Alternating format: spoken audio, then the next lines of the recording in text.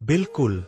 यहाँ एक 10 मिनट में सुनाई जा सकने वाली एक विस्तृत कहानी है, जो ब्रह्मचर्य का पालन कैसे करें विषय पर आधारित है। कहानी का शीर्षक अर्जुन की साधना। बहुत समय पहले की बात है। हिमालय की शांत घाटियों के बीच एक छोटा सा आश्रम था, जहाँ गुरु वशिष्ठ अपने शिष्यों को जीवन के उच्च आदर्श सिखाया करते थे। उसी आश्रम में अर्जुन नाम का एक युवा शिष्य भी था। अर्जुन बाल्यकाल से ही ज्ञान, ध्यान और तपस्या में रुचि रखता था, परंतु उसका मन चंचल था। उसे समझ नहीं आता था कि ब्रह्मचर्य का पालन कैसे किया जाए, जबकि संसार के आकर्षण हर ओर से उसे खींचते थे। एक दिन अर्जुन ने अपने गुरु वशिष्ठ से विनम्रतापूर्वक पूछा, गुरुदेव, मैं ब्रह्मचर्य का पालन करना चाहता हूँ, पर मेरा मन बार बार भटक जाता है। कृपया मुझे मार्ग दिखाइए। गुरु वशिष्ठ मुस्कुराए और बोले, ब्रह्मचर्य केवल इंद्रियों का संयम नहीं है, यह मन, वचन और कर्म से पवित्र जीवन जीने की साधना है। अगर तुम सच में इसे सीखना चाहते हो, तो तुम्हें 3 परीक्षाएं देनी होंगी। तैयार हो? अर्जुन ने उत्साह से सिर झुका दिया।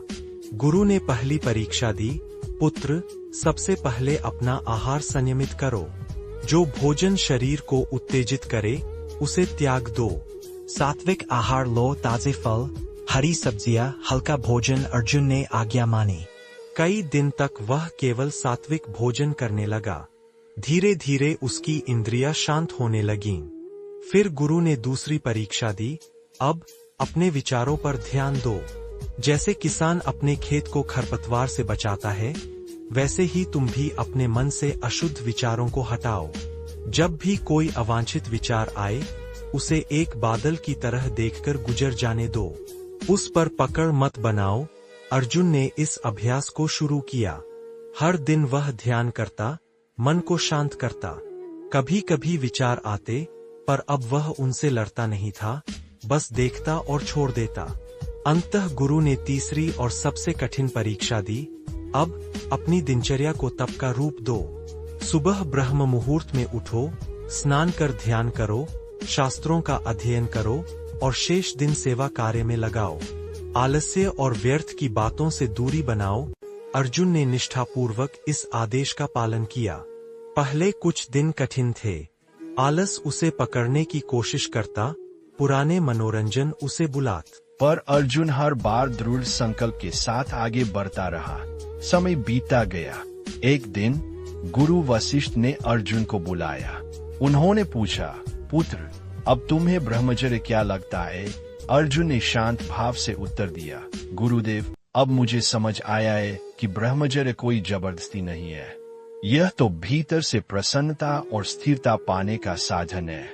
अब मेरा मन शांत है, मेरी दृष्टि निर्मल है और मेरा हृदय पवित्र भावों से भरा है। गुरु वशिष्ठ ने आशीर्वाद दिया, वत्स, तुमने सही मार्ग पकड़ लिया है।